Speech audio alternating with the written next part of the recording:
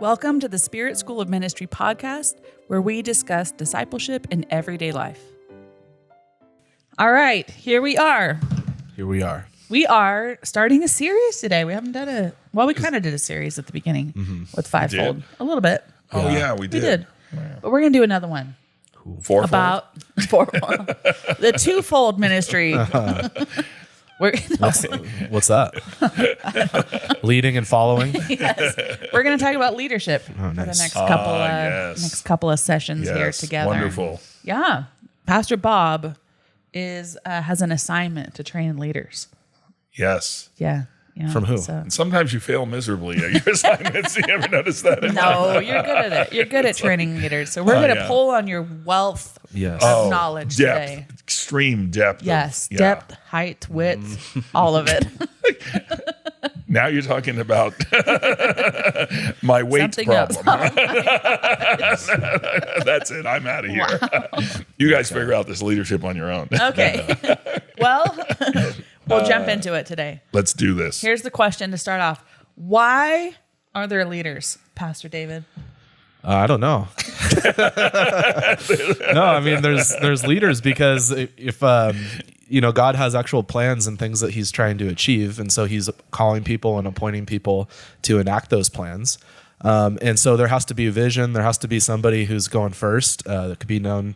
You could think of it as like a pioneer. You could think of it as somebody that just sees more clearly than others, maybe. But leaders are necessary if you want to get anywhere. You have to have someone pointing the way, at least unless you're God. He leads himself. He's the number one leader. And so he's going to call others to share that quality of him and say, hey, where are we going? And I think like any good leader is probably a follower first.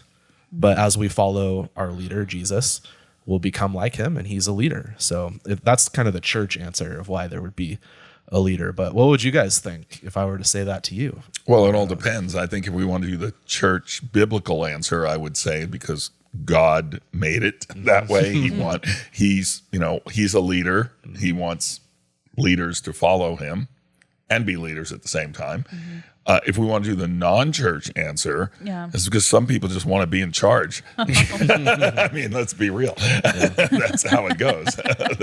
It's really not a non-church answer, actually. It's actually a very world, related answer because people, go into this dog-eat-dog world and they want to be in charge of other people. They want to control other people. Right. And they use the thing that God actually created, leadership, a good thing, and they pervert it. Mm-hmm. So that's my answer, right? Sort of. Okay. Yeah, okay.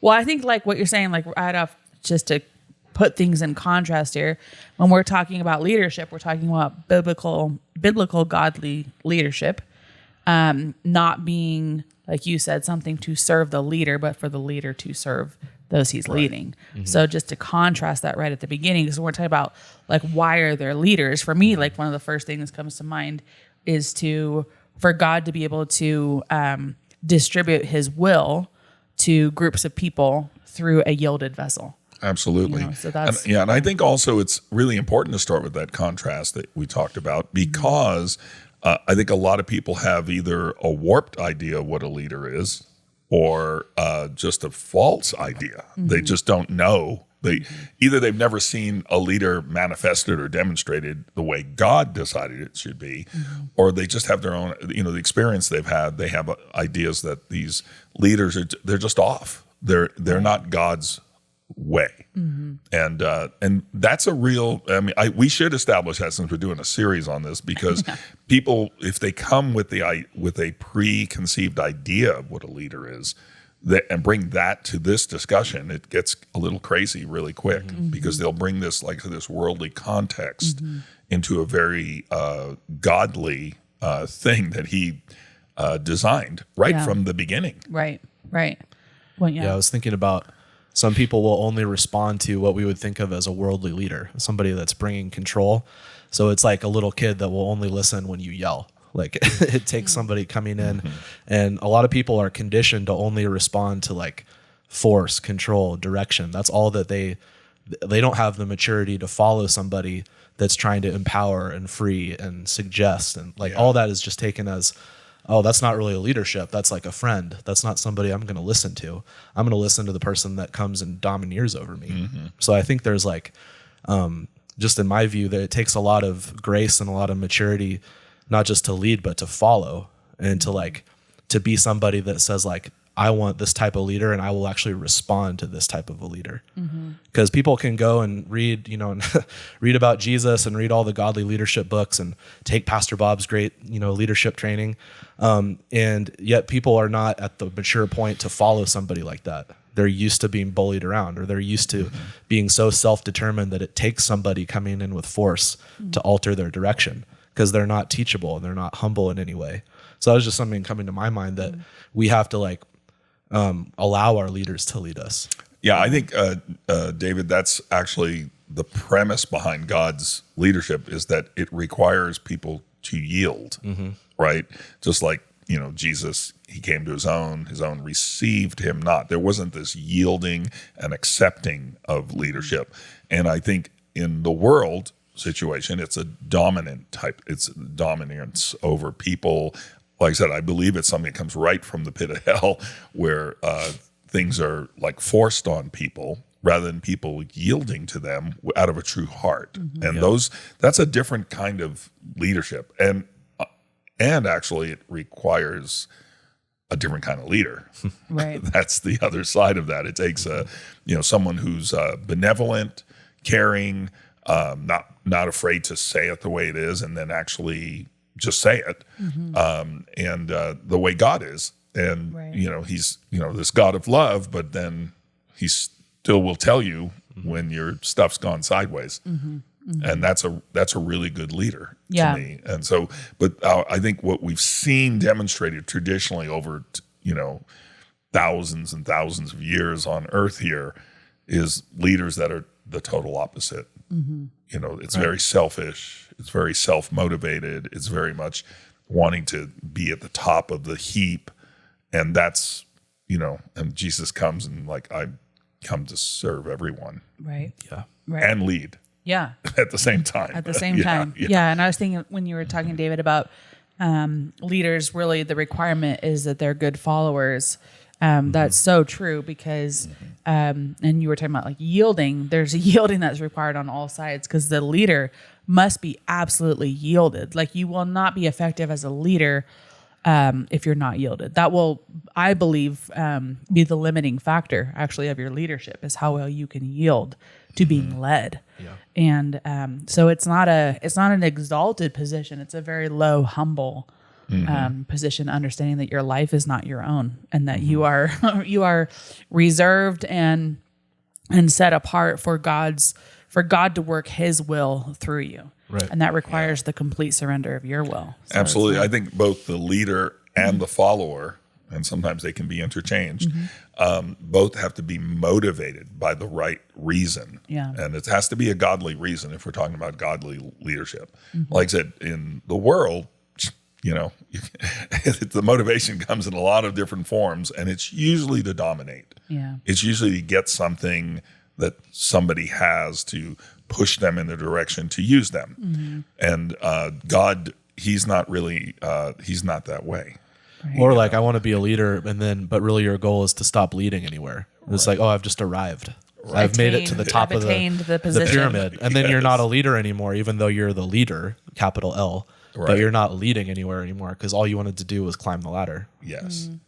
Well, I think also the heart behind a leader has to be that the people they're leading, it's to lead them into a higher place. It's not to keep them, subjugated and just in a lower place. And that's the whole godly aspect, right? That's the whole, thing that comes out of the whole Bible from beginning to end. Colossians talks about this, Genesis. There's this desire for us to be pulled into a place of with God. And ruling and reigning, if you will, sharing in his glory and who he is. That's his desire. That's not something we could just come up with and figure out on our own. And when you see a leader like that, you I think you're actually very drawn to that kind of a leader, Unless you have a reprobate mind and you just don't care about anything, then they're an offense to you. You didn't get enough sleep the night before. Just a little detail. Sorry about that. I went off the deep end on that reprobate mind thing. Next question.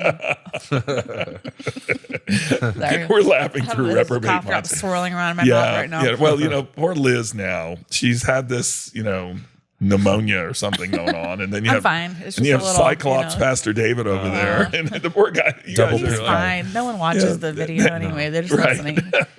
I'll point it out to you guys. It's fine. It's okay. All right, next question. These questions came from Pastor Bob too, so it's great. Lead me not into He's asking his own questions. Yes, lead me not into temptation. Pastor Bob, Yes. who determines a leader? Oh, well, once again, if it's a God point of view or a man point of view, because Let's just stick with God point of view. well, except they cross quite a bit, right? Because men have self-determination. That's a big thing, right? Like, if I can just dominate everybody around me, I'm decided I'm going to be the leader. With God, he actually is he's the final. He's got the final say. He raises up one, sits down another. It's really completely in his jurisdiction. And he doesn't give reasons why. Well, he gives one really great reason, and Pastor David's going to love this reason. His reason is because of his great grace for us. Like he wants to lead us and be a leader and have us have great leaders because he loves us so much and his grace is poured out toward us and he wants to draw us to him. It's really kind of, I know it sounds a little weird, religious or gooey, but that's really who he is. He's this benevolent king, and when, in Samuel, when they rejected, him and they got their first king, I think there was actually kings in the earth before that. And obviously there were, and I think there were kings in the hearts of men before that, which is a whole different thing. But I think they really, we can do that in our lives today too. We can just reject him. And so, yes, to answer your question or my question or whatever it was, I believe that choosing is of God. Okay. I think it's fully in his. Now, how that manifests in the church is a whole nother thing. Right. Because there's authority given in the church. Power and authority, and I believe the church as an entity that God's created also has authority to choose leaders, and they're doing it as a extension from God, and Holy Spirit, and so it's not like just on their own, right? I mean, they could do it on their own. Matter of fact, many churches I believe do it on their own, but the reality is. They must see themselves as agents of the Father, agents of Holy Spirit, agents of Jesus Christ, picking people that are qualified and love God and doing it for the right reasons, have the care of the church in mind, not just their own benefit and their own exaltation. Yeah. Is that a long answer? No, I mean, I just think, Paul said the exact same thing in Acts 20. He said, pay attention to yourself, careful attention to yourselves and to all the flock in which the Holy Spirit has made you overseers, to care for the church of God, which he obtained with his own blood. So that's Acts 20:28.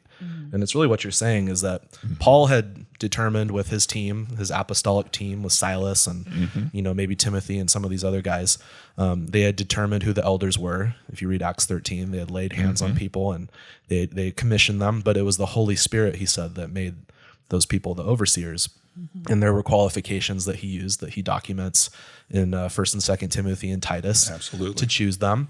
And yet it's the call of God. And the reason, like you said, is because of his grace and because of his care for his church that he obtained with his own blood. So that's the value that he put on the church. And so because he cares about the church so much, he's going to appoint stewards and gatekeepers and defenders of the flock because of the incredible value that he has poured out on the church. And so, that's a challenge for me as a leader. Like, do I care about my flock, the way that he does? Do I feel the same concern for the high school group or for the discipleship school that that he does because he gave his own blood for them, and he made me an overseer to uphold their value, to uphold who they are and bring them into something that he purchased for them.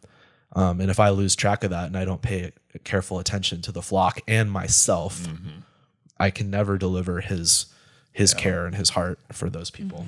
Well, I think also I'll ask you a question, Pastor Liz, and that is, as a leader, aren't you a representative of God in the church? I aspire to be. Yeah. But I mean, isn't that the, Yes, isn't that that is the heart of a that is leader the- is you're the representative We of are God? representatives, that is whether the we're good or assignment. bad is the Well, question. good or bad. Yeah, but that is the assignment Yeah, so- of leadership is to be the instrument of God's will, Yeah. in the earth Yeah. with people. Yeah. And that's a challenging Yeah. opportunity. But what I hear you guys saying is that as far as who determines a leader, it's a call from God, it's an assignment from God, it's an anointing from God. It sounds like, and just like every other gift that He gives, the church recognizes and authorizes. Yes.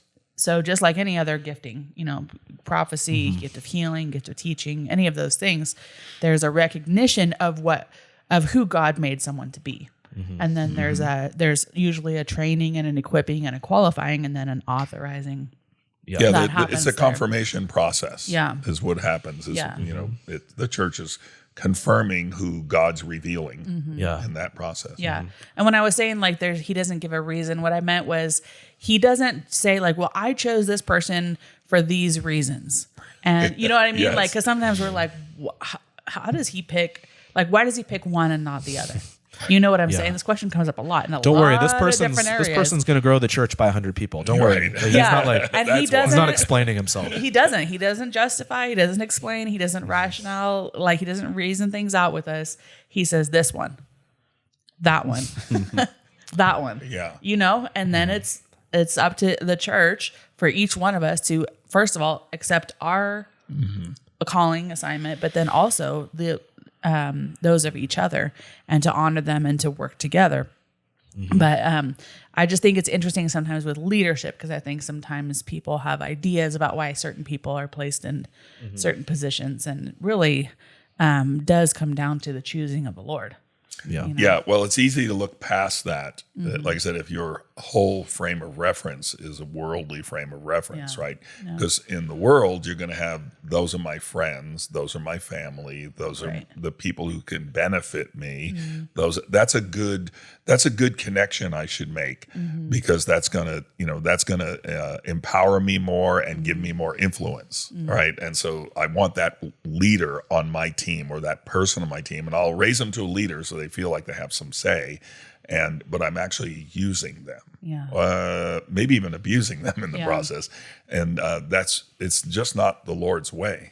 And so, like I said, the strange thing about all this is that we have this benevolent King who we can barely wrap our minds around in our best day, like how he can be that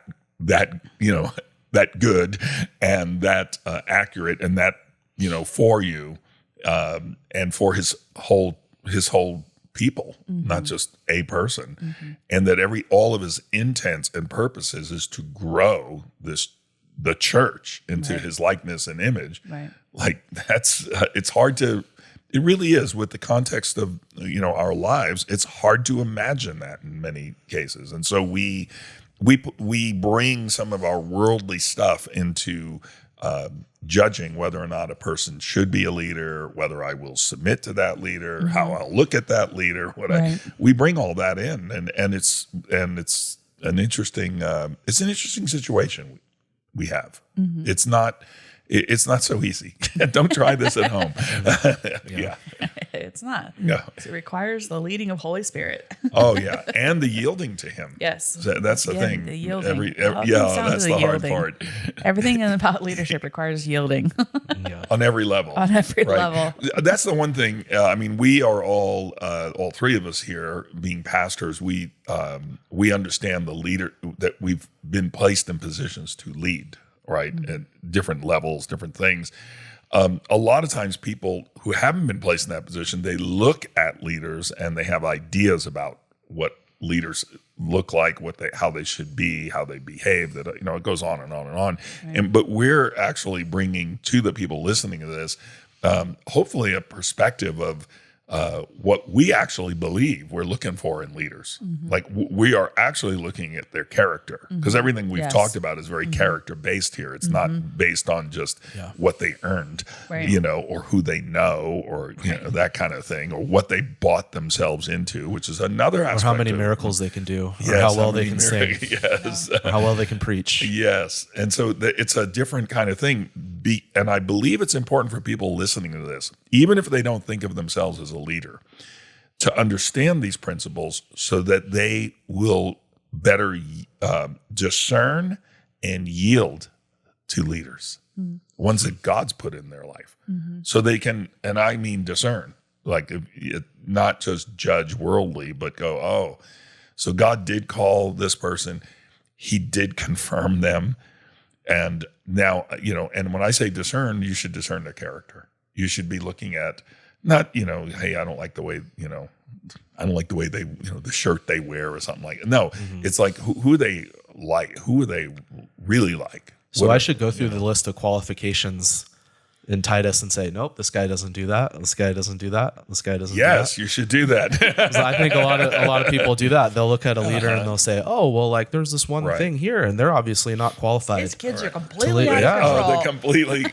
So he needs to put them in subordination. Yes. And the question is, are you qualified to judge that person? Yeah. And have you, and to what level? Because there a log in your those instructions are really to a church leader and a church, by the way, more than just a leader. We talk about it like it's to a specific person. It was written, but it was written for a church, and it was really for a church to actually see a person's life. It wasn't just on one person. And how to work with that person in their life. It's setting up qualifications. It's setting up standards, if you will. But it doesn't say they have to be perfect at everything either. Right. Because either we're all working out our salvation, or we're all done. So. Yeah, we have to follow flawed people. Yes. And it's been humbling for me, because it's so easy to judge leaders. Put yourself on the judgment seat. I'd do it different. I'd say it differently. But so many times I've just been wrong, and like over time, you're just like, wow, I was completely wrong about that person. Yeah. I judged them so quickly. I thought they didn't love the word at all. And then it turns out that they like memorized the word. And, you just get things so wrong when you look at surface level, or you're looking through your own lens of ambition, or what you would do. And so over time, you're going to be proven wrong again and again and again. And then, hopefully I'm getting to the point where I can say, hey, I have this instant reaction to my leader, and that's not correct. Like, I need to pray through that. I need to not judge that leader. I need to support and love that leader. And eventually I'm going to see their heart behind it, and I'm going to be able to come in line with God's direction. Because like my initial reaction to leadership is not always good. It's just not. It's like, I don't think anybody really likes it, in our flesh, but we have to set our mind on the spirit. Yeah. Just a thought. Well, it's hard and challenging to follow flawed leaders. It is extremely challenging to lead as a flawed person. Oh yeah. I think I can check both those boxes in my own life. No, I'm saying it is. Me too. It takes a lot of courage. It takes a lot of courage to stand up and say, I know myself, and I know everything that's in me, and all the wrong and all the flaws, and yet I'm willing to say yes to the call of leadership. That takes a lot of courage, and then you live your life out in front of people who do criticize, and have right to, because we make mistakes. I wish I represented God a lot better than I do. Yeah, me too. Yeah. But that's I went through the ringer. Last week we were both ordained in front of the church, and there was the week before that I was sick the week before. he came after you afterwards. Satan. The Lord was Satan. No, it was the not Lord God. smiting both of you. We God, know that. God would never send sickness, we hear, unless we read Exodus. And then when he did He that. was burning out of your lives. But man, I was going through that week and I was sick and I was like, is this God? He's saying, I'm not ready. I'm not qualified. And then, the enemy comes in, is like, look how you talked to them. Look how you did this. And yeah, we're never going to be perfect in our leadership, but it's like, are we willing to grow? Are we willing to be obedient to God and show up, even if we're not going to do a perfect job? So God sent you a big sign, said, welcome to leadership. Lots of fun and games. Yeah. So is leadership a calling or an assignment? Yeah. There it is. I think it's a calling because you might not yet have the assignment, but you sense the calling from God. And are you willing to prepare yourself for that? Like you sense the calling. Hopefully other people somewhat confirm it. But, when I first heard the calling to be a pastor, I couldn't even like talk to strangers or anything. And so it was completely impossible, but I really felt that. And I was like, am I willing to learn emotional intelligence? Not, you guys can testify I haven't learned it very well, but I'm still trying. Great. You're a work in progress. Yeah. Someone said, I ain't broke, but I just ain't finished yet. So like the Lord just hasn't finished me yet, but anyway, you might feel the calling, but you haven't yet been assigned the thing that, you feel called towards. But you can do everything you can where you're at. Like a lot of times a couple times people have asked my counsel, feeling like they're supposed to move somewhere or be a missionary or go start a ministry. And I said, and I stole this from my wife because she was a missionary, but and I said, are you willing to do here what you would do there? Are you willing to do in this position what you would do overseas or what you would do in that other city? Are you willing to serve people, volunteer at your church? Are you willing to love your family? Are you willing to give? Are you willing to do the things? Because you're not just going to start doing it when you get the assignment. Mm-hmm. I think you need to start leading when you feel the call or start preparing yourself for that assignment, because the assignment, you're not just going to start the minute that you get appointed to something. Right. Yeah. It's not going to happen. So, yeah, I completely agree with that. I believe that, there is an assignment that comes. It obviously comes from the Lord, but it can come through the church. Mm-hmm. It can come through for a lot of reasons. Actually, it can come because of a need, just because there's a need and there's the assignment. Yeah. But I think when you're sensing the call or you've been called, let's say you got some kind of prophetic word or, something, okay? Or maybe people who are leaders over you just start saying, hey, you know what? I see in you like, a call into this one area. It's on us, to make our calling and election sure. Mm-hmm. And so it really requires us to step up to that and start applying ourselves to that. That doesn't mean taking over and just becoming a leader instantly. That's like what David was saying, that it's really understanding that if there's going to be an assignment to something later, you should qualify yourself by means of caring for your life and how you're preparing yourself for that assignment, how you're getting your life in order in different ways, and also how you're serving other leaders. Mm-hmm. I mean, and serving the church in general, because if you're not doing that, then who's going to follow you? Is serving a leader like being an armor bearer? God, I hate that. That's Pastor Bob's calling. I know. Like carry people's Bibles around. Right. You carry their 3 Apple Watches and armor their iPad bearer. for 'em. No, yeah, 3. I'm not into Apple Watch. No, I'm into the sword part of the armor bearer. I'm okay with being an armor bearer if you let me kill some people. Just thought I'd throw that one to you. Yeah, you guys are you're so mean to me all the time. I mean, can people actually like comment on some of these videos or things? Yes, you can. Like and subscribe and comment. Like and subscribe. And I want you to subscribe and like, and then I want you to write things to these two about how they mistreat me all the time. They love it. That's why they listen to this. I'm just going to bring a big old punching bag in for you guys to get it out of your system, literally. Oh, I'm sorry. All right. Yeah, I was thinking about the difference between the calling and the assignment. That was really the difference between Saul and David in the Bible, is that Saul received his calling and almost immediately received his assignment, and he was put as king. And then David received his calling and didn't become king till he was 37 when he was king of both kingdoms. And he really had to develop. And we were just talking before how he didn't really do that well in a lot of areas, but he did do a little bit better than Saul. Either. So I think it's like there is that like qualifying time and like where things are getting ironed out of you and in the iron furnace of affliction. Yes. Well, most things. David didn't have everything worked out. He obviously had some issues. Joseph's a better example. Yeah. He was pretty good guy. We don't like the Joseph example. No one wants to be Joseph. No one wants to identify with Joseph in the Bible. That's it. So you want to be... He's too much like Jesus. He's too much like Jesus.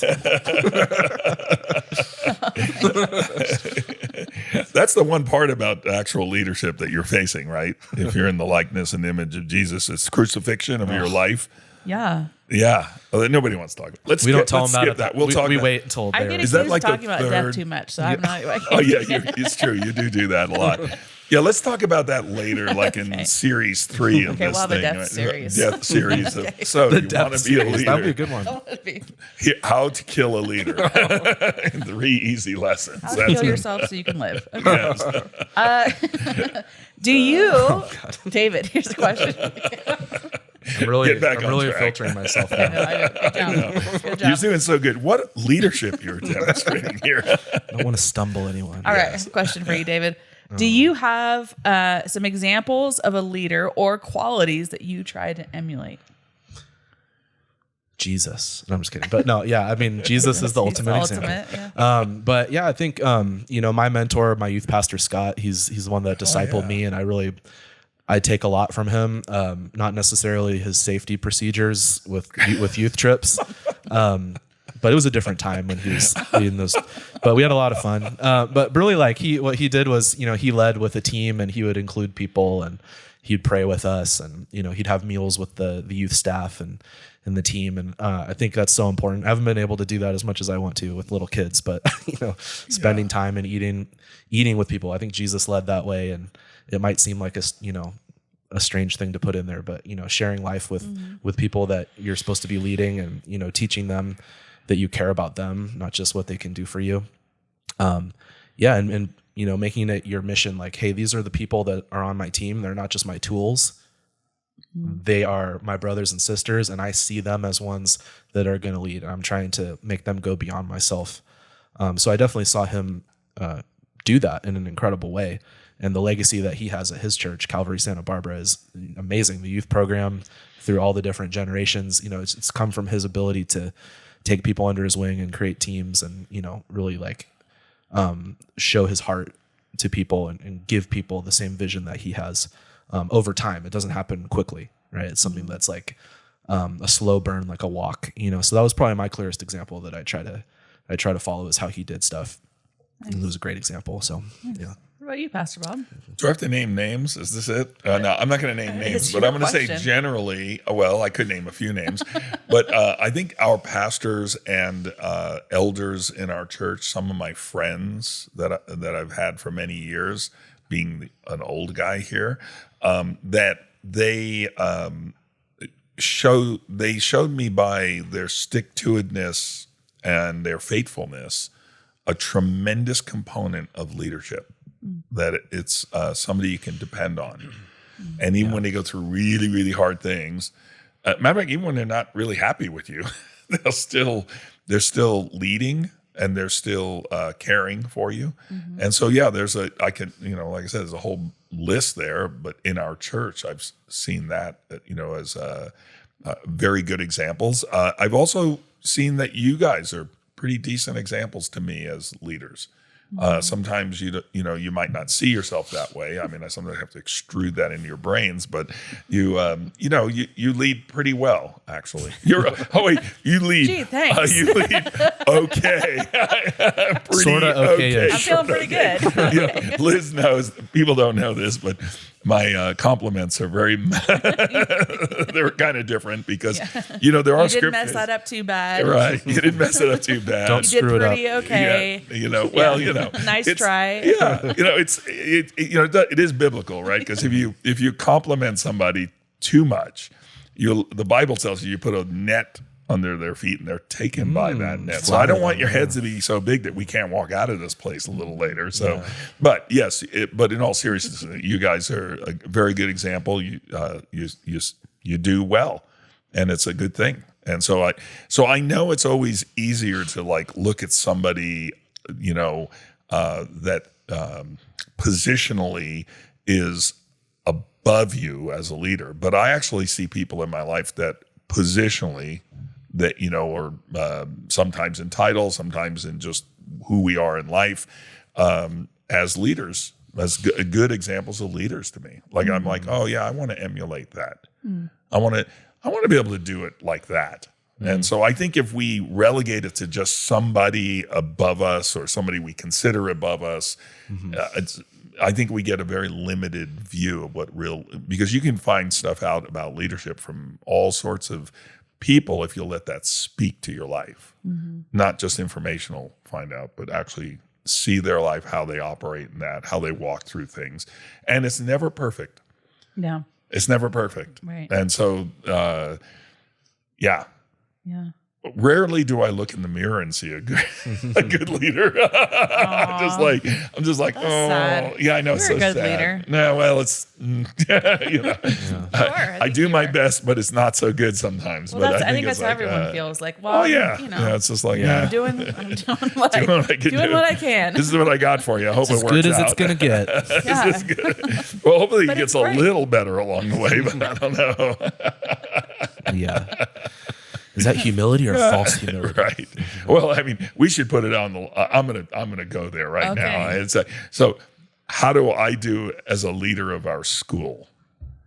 How do you're asking us to evaluate you? How do you right do now here? live on Right the air? here, like I know, I'm ready for it. It's just. You do great. My evaluation's coming up soon, right? You're my best example I've ever had. They all want raises. Yeah, it's time for the raises to come. You cannot be I have ever had. motivated. You cannot be motivated. Cost of living's going up out there.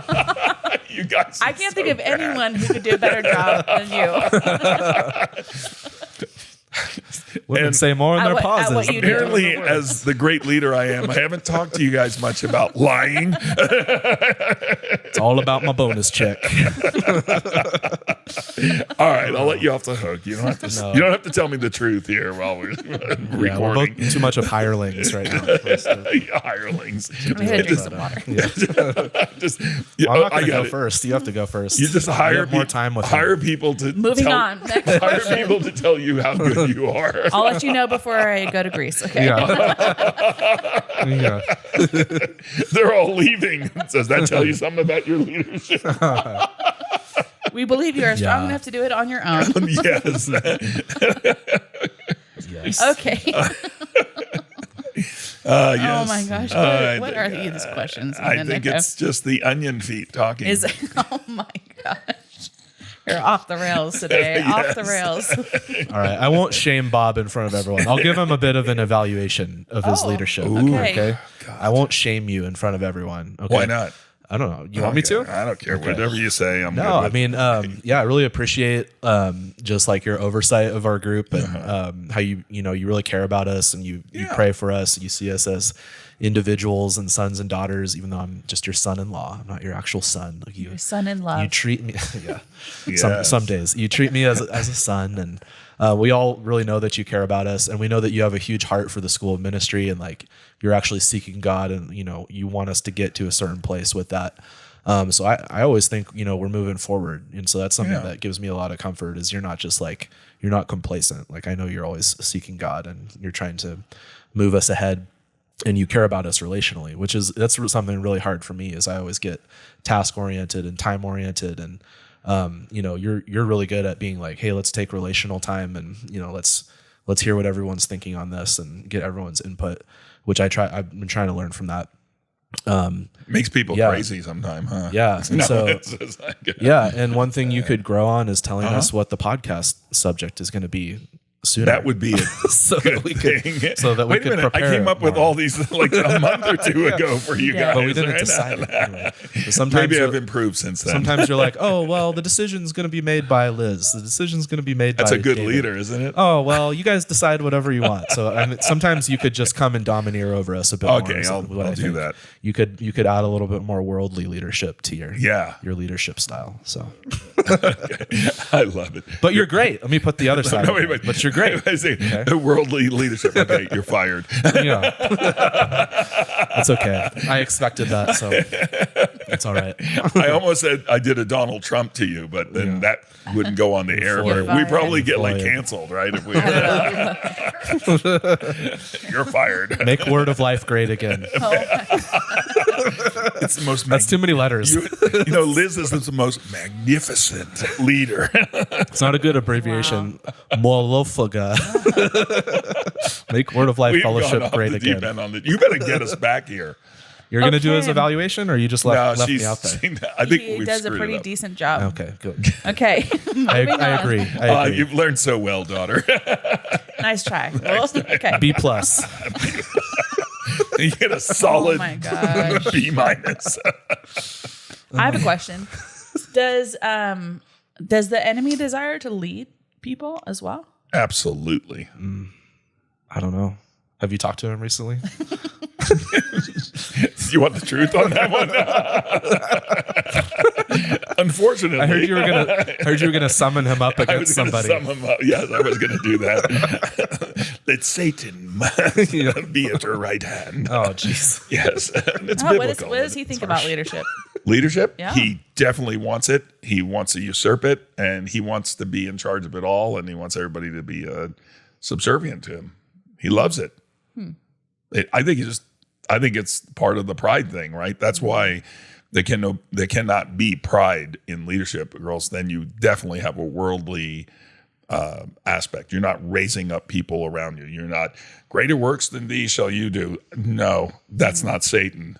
That's the Lord. All right. And so he's this total opposite, but it's a definite opposite, but it's also very usurping, very intimidating, very, putting himself on people and being in charge. Like just I'm in control here, kind of thing. So yeah, I think he's definitely, look at what he was doing to Jesus. Hey, bow down. Hey, worship me. It's like, sure, he wants that. Yeah. I mean, it doesn't mean we have to like succumb to it if you want. Yeah. What do you think? Well, I was just thinking, excuse me. More onions. No, one of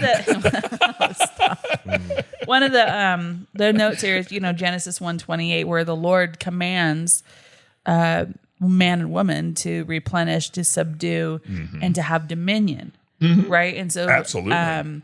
Just thinking about, there is this wrestling for leadership in the earth between the enemy who wants to usurp authority. He wants to be the one who's leading. He wants to be the one who's influencing and who's dominating. And contrasting that with the biblical leadership that is not dominance over people, but it is definitely dominance over sin and over the enemy, right? Yeah. There's a dominion there that is what actually walked out in leadership. And I mean, there's positional leadership of places of authority and organizations, but the leadership qualities of every believer to have dominion, that there's we have to be understanding that there's the adversary who desires to take leadership, and that in the absence of godly leadership, he will. Well, he always brings in a false flavor of it, right? The counterfeit, if you will. So his what he's going to bring in is that it's just it's a fake, and it's not. It looks similar, but it's twisted. So he's gonna glob onto some of the things and then twist it, and then if you're not discerning, you'll just go, oh yeah, that's right. That's what I was made for this. Well, and I'm supposed to have dominion, right? I'm supposed to subdue all those things, which I think people have taken those to extremes, to subdue other people and to have dominion over other people. And that was never the command. Yeah, it's like I've given you power and authority to tread on serpents and scorpions and everybody around your life. Right. Anyone who gets in your way. And anybody gets in your way, you'll crush them like dust. Yeah, I mean, everything can be brought to that level. Yeah, I think he definitely, just to answer your question, I think he definitely has this counterfeit, and he definitely wants that. I think that's, when pride was found in him, that's where it was. It was like, hey, by the way, he had a pretty cool spot with God. just saying. Matter of fact, he probably had the best spot.